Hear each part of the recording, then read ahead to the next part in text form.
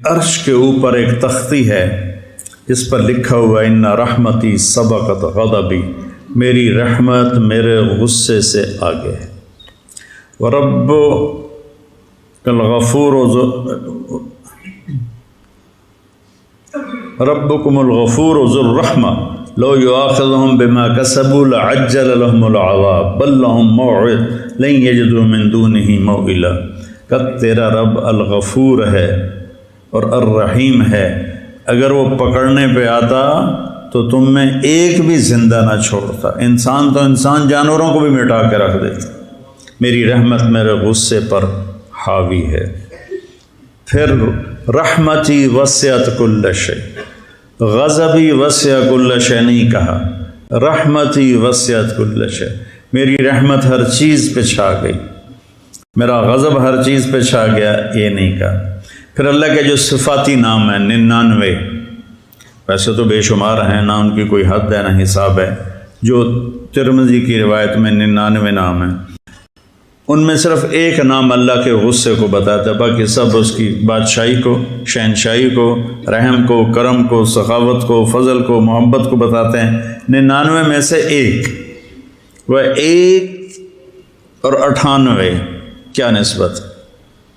ایک صفت ہے المنتقم، انتقام لینے والا، ان اللہ واللہ عزیز ذو انتقام، المنتقم، قیامت کے دن ٹھکانے لگا دے گا مجرموں کو۔ تو المنتقم کے علاوہ باقی 98 نام اس کی رحمت، محبت، طاقت، قدرت، ہیبت، جلال، جبروت، کبریائی، شہنشاہی پر دلالت کرتے ہیں۔ اور المنتقم کو میرے نبی لائے کہاں ہیں، یہ بڑی خوبصورت بات۔ تو میں دیکھ رہا تھا تو مجھے المنتقم پر میری نظریں ٹک گئیں کہ المنتقم کو میرے نبی لائے کہاں پر ہیں۔ چھری کے اوپر غلاف چڑھا دو تو کاٹے گی جی، تلوار کو اس کے نیام میں ڈال دو تو کاٹے گی نہیں، ٹھیک ہے، چاقو کو بند کر دو تو کاٹے گا۔ تو اللہ کے نبی نے المنتقم کو نا نیام میں ڈال دیا ہے۔ کیسے کہ البر التواب، یہ پہلے، العفو الرؤوف یہ بعد میں، البر نیکی کو قبول کرنے والا، ایسے ہی البر، التواب رحم کرنے والا، توجہ دینے والا، معاف کرنے والا، یہ 2 ہو گئے۔ پھر العفو درگزر کرنے والا، الرؤوف مہربان۔ تو اب یہ میرا ہاتھ دیکھو، البر التواب ادھر، العفو الرؤوف ادھر، اور ان کے بیچ میں ہے المنتقم، ایسے کر کے منتقم کے چاروں طرف اللہ کی رحمت کو ڈال دیا، ادھر بھی اس کی اپنی رحمت کی دیواریں کھڑی کر دی۔ اور یہ میرے رب نے میرے نبی کو یہ نام بتائے تو اللہ نے اسی ترتیب پر بتایا اور میرے نبی نے اسی ترتیب پر سنایا، تو خود اللہ نے اپنے منتقم کو ہلکا کرنے کے لیے کہ میرے بندے ڈر نہ جائیں۔ ایک دفعہ ایک نوجوان میرے پاس آیا کہ اللہ کے رسول کی زیارت ہوئی ہے، تو انہوں نے کہا کہ طارق جمیل سے کہو سورہ واقعہ لوگوں کو سنایا کرے، تبلیغ کے پرانوں کو، کہ وہ ساری سورت دعوت ہی دعوت ہے، اور جنت زیادہ سنائے جہنم کم سنائے، جنت زیادہ سنائے جہنم کم سنائے۔ تو اللہ تعالیٰ نے یہاں ایسے اپنے غضب کو اپنے ہی رحمت کے ناموں میں بند کر دیا، ایسے کر کے۔ تو کوئی بھورا ہی ہوئے گا جڑا اس تو بعد نہ بخشیا جاوے، کوئی بد نصیب ہی ہوگا۔ تو یہ مغفرت کا مہینہ ہے۔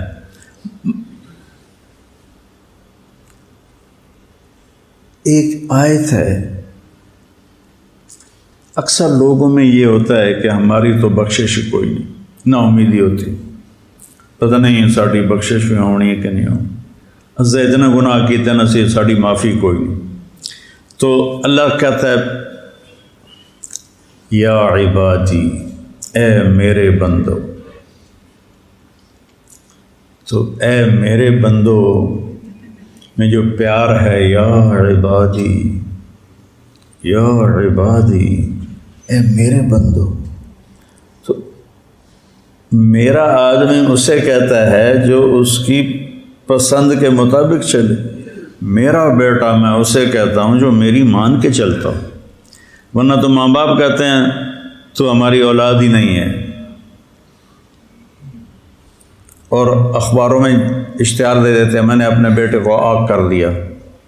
تو اللہ کہہ رہا ہے یا عبادی، پہلے صرف اس لفظ کا آپ مزہ لو، یا عبادی، اے میرے بندو. تو اس کے بعد آنا چاہیے ایمان والو، تقوی والو، نیکی والو، جہاد والو، روزے والو، علم والو، ذکر والو، تہجد والو، سخاوت والو، محبت والو، درگزر والو. لیکن آگے کا جو جملہ ہے نا وہ تڑپا کے رکھ دیتا ہے، یا عبادی. یا اللہ کون؟ تیرے بندے کون؟ الذین اسرفوا علی انفسہم، جن کی زندگی میں نیکی نام کا ایک حرف بھی نہیں ہے نا. تم بھی میرے ہی ہو، تم بھی میرے ہی ہو. یا عبادی الذین اسرفوا علی انفسہم. کس محبت سے اللہ نے نافرمانوں کو، بچے پہ ناراض ہوتے ہو تو لہجہ کتنا سخت ہو جاتا ہے، شاگرد پہ استاد ناراض ہوتا ہے اس کا لہجہ کتنا سخت ہو جاتا ہے. اور میرا اللہ ان سے بات کر رہا علی انفسہم، اسرفوا علی، جن کی زندگی میں نیکی کا کوئی ایک ڈاٹ بھی نہیں ہے، ایک نقطہ بھی نہیں ہے. اعلیٰ، پوری زندگی ان کے گناہوں میں ڈوب گئی ہے. پانی میں آپ غوطہ لگاؤ تو پورے پانی میں نیچے چلے جاتے ہو نا، پھر ابھرتے ہو. تو یہ وہ لوگ ہیں جنہوں نے گناہوں کے سمندر میں ڈائیو کیا، غوطہ لگایا اور گناہوں میں گم ہو گئے. اللہ نے کہہ رہا ہے اے میرے نافرمان بندو. اس سے زیادہ اور اللہ کا پیار کیسے بتاؤں؟ اے میرے نافرمان بندو. تو سہمے ہوئے ہیں، ڈرے ہوئے ہیں، ساڑی تو بخشش کوئی نہیں، ساڑا تو کوئی حال کوئی نہیں. تو اللہ تعالیٰ کہہ رہا ہے لا تقنطوا من رحمت اللہ، میری رحمت سے مایوس نہ ہونا، مایوس نہ ہونا. ان اللہ یغفر الذنوب جمیعا. ایک ان، یہ بچے سمجھیں گے، ایک پھر اسم ذات، صفت نہیں آئی، اسم ذات ان اللہ، اللہ اپنے ذاتی نام کو لائے. پھر یغفر الذنوب، ذنوب پر پھر الف لام آیا. پھر جمیعا، اس کی مزید تاکید آئی، بے شک اللہ تمہارے سارے کے سارے اگلے پچھلے نئے پرانے گناہ معاف کر دے گا. کیوں؟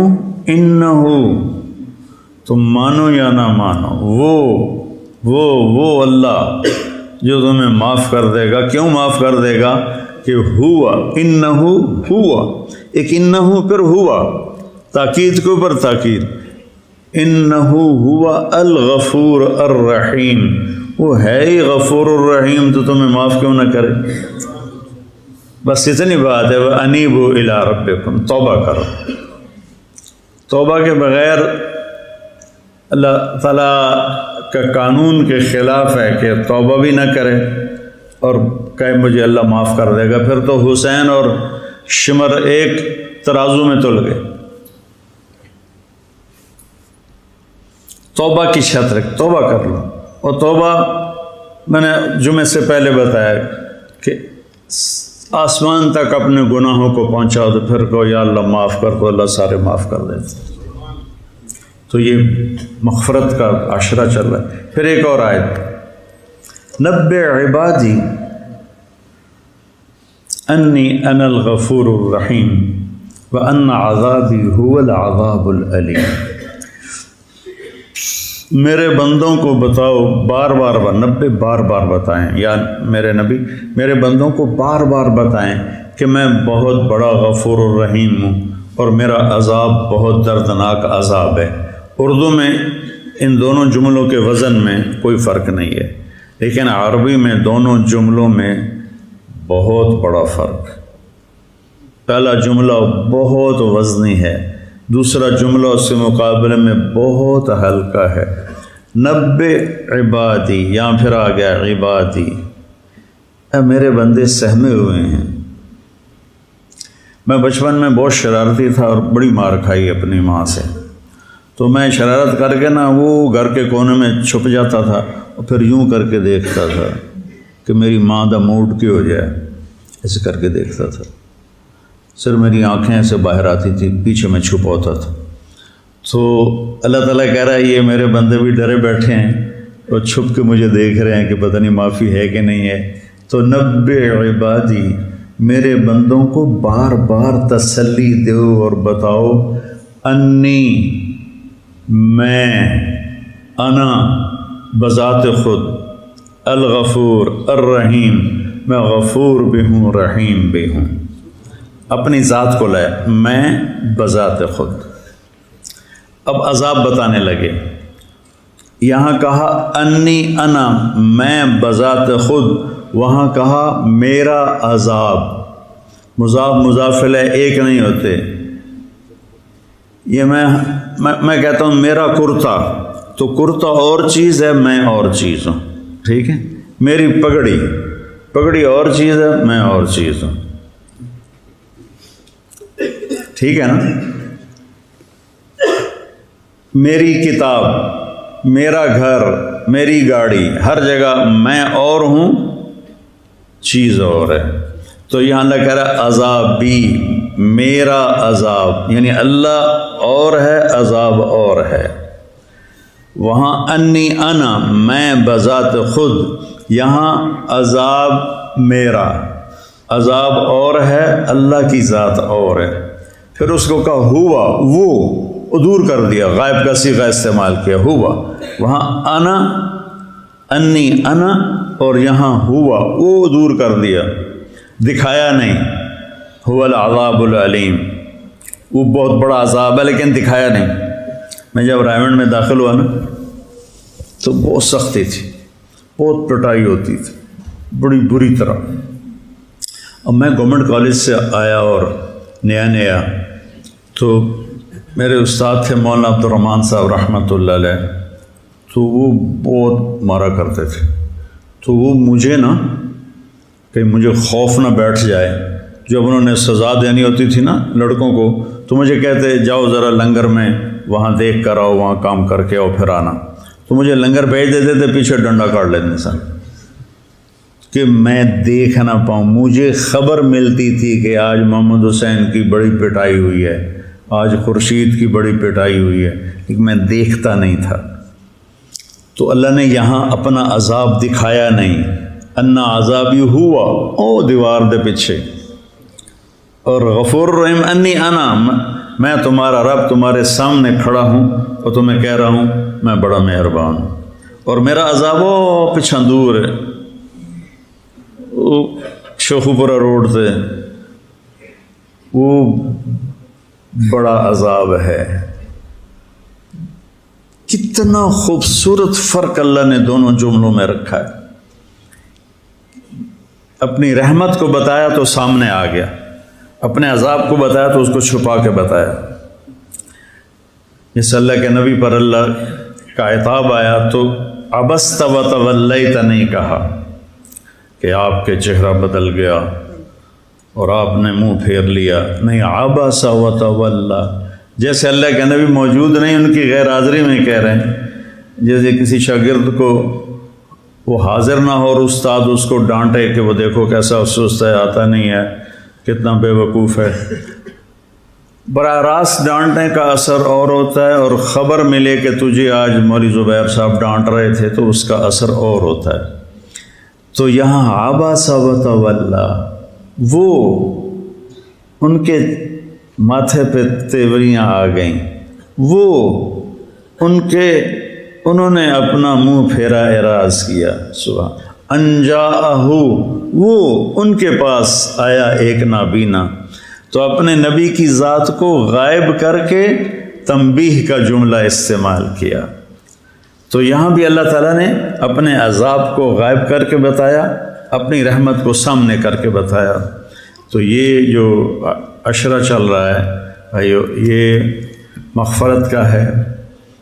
تو ہم اگر اللہ سے بخشش چاہتے ہیں تو جن لوگوں سے ہم ناراض ہیں ہم انہیں معاف کریں اور اللہ پہ اس کا اجر چھوڑ دیں۔